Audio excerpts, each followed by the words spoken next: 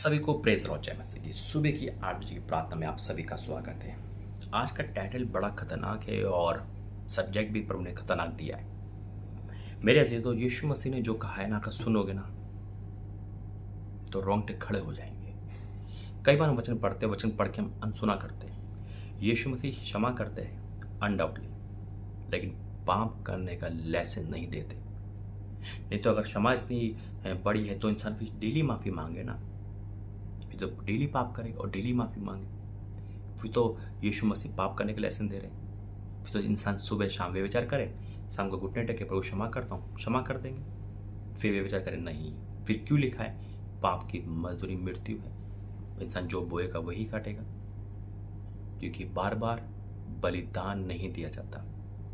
यीशु मसीह एक बार होकर प्रायश्चित हमारे लिए कर चुके हैं, लेकिन अब हमारा फर्ज बनता है कि हम बदले। आइए प्रार्थना करेंगे। धन्यवाद करते पिता, आज का वचन सबकी आंखें खोले का मैं विश्वास करता हूँ, क्योंकि आपने कहा है। यीशु मसीह के नाम से मांगते हैं, आमीन। मेरे दिल जब मैं वीडियो बनाता हूँ तो मैं वचन खोजता हूँ, वचन है ना, आत्मा में। तो या तो प्रभु मुझे पहले से बताते या वो ऑन द स्पॉट मुझे वचन देते। और जब मैं ये सोच रहा था कि मैं चलो वीडियो बना लेता हूँ, अभी मेरे पास टाइम है और मैं होटल में हूँ, तो जैसे ही मैंने नया नियम खोला तुरंत एक वचन मुझे मिला। और एक वचन जब मुझे मिला तो मैं हैरान हो गया।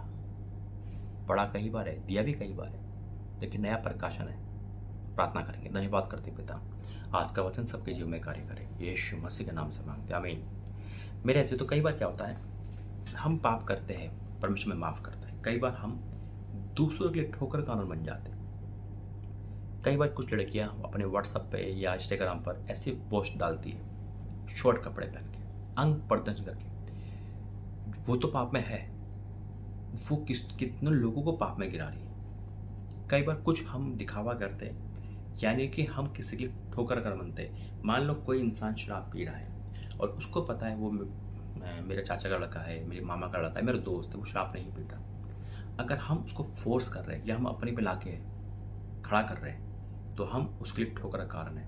कई बार लड़कियां यही करती है, लड़के यही करते हैं। कई बार हम दूसरों को अपने पाप में शामिल करते हैं, ना तो खुद करो ना दूसरों के लिए ठोकर का कारण बनो। कई बार हम बदल जाते हैं, लेकिन कई बार बदलने के बाद भी मैं कई बार इंस्टाग्राम पे देखता हूँ, इंस्टाग्राम तो नहीं चलाता, कई बार व्हाट्सएप पे देखता हूँ, इंस्टाग्राम चला के छोड़ दिया। इतना बुरे बुरे कपड़े पहनकर कमेंट बहुत भर जाता है। अब एक लड़की क्यों चाह रही है अंग प्रदर्शन करना, लड़की हो चाहे महिला हो। कई बार हमारी लाइफ में दूसरों के लिए ठोकर बन जाते हैं। याद रखना, पाप तो पाप है, लेकिन दूसरों के ठोकर खिलाने का मतलब है क्या है, निकालेंगे वचन मत्ती 18:6। पर जो कोई इन छोटों में से जो मुझ पर विश्वास करते हैं, एक को ठोकर खिलाए, यीशु मसीह के मुख्य वचन नहीं है, उसके लिए भला होता कि बड़ी चक्की का पाट उसके गले में लटकाया जाता, वह गहरे समुद्र में डुबाया जाता। गहरे समुद्र में यानी कि इतना बुरी सजा, चक्की का पाट और समुद्र में, यानी कि किसी तरह से बचना नहीं चाहिए, किसी भी तरह से। यानी कि कितना बड़ा है एक विश्वासी को विश्वासघात करना, अपने माँ बाप को ठोकर खिलाना। माँ बाप के पीछे ठोकर खिलाने का एक और मतलब है विश्वासघात। विश्वासघात की सजा ये साफ लिखा, जो मुझ पर विश्वास करते ठोकर खिलाए। याद रखना, अगर हमारे जीवन से किसी को ठोकर लगती है, हमारी बातों से, हम अपने को पीछे कर ले। कहीं ऐसा ना हो कि हम किसी की ठोकर का कारण बने। हमें ठोकर का नहीं, हमें उसको बचाने का कारण होना चाहिए। हमें देख कर कोई यूं ना कहे नहीं इसने मेरे साथ बहुत बुरा करा, दोस्त बन के आया विश्वासघात कर दिया, दोस्त बन के आई विश्वासघात कर दिया। कभी भी नहीं करना, क्योंकि यीशु मसीह का मुंह का निकला वचन नहीं है। मार दो उसे, चक्की के डाल दो। ठोकरे कारण संसार पर हाय, ठोकरों का लगना आवश्यक है, पर हाय उस पर मनुष्य पर जिसके द्वारा ठोकर लगती है, जिसके द्वारा लगती है। अब वो ठोकर लगाना आपका फ़ोन हो सकता है, आपका इंटरनेट हो सकता है ना।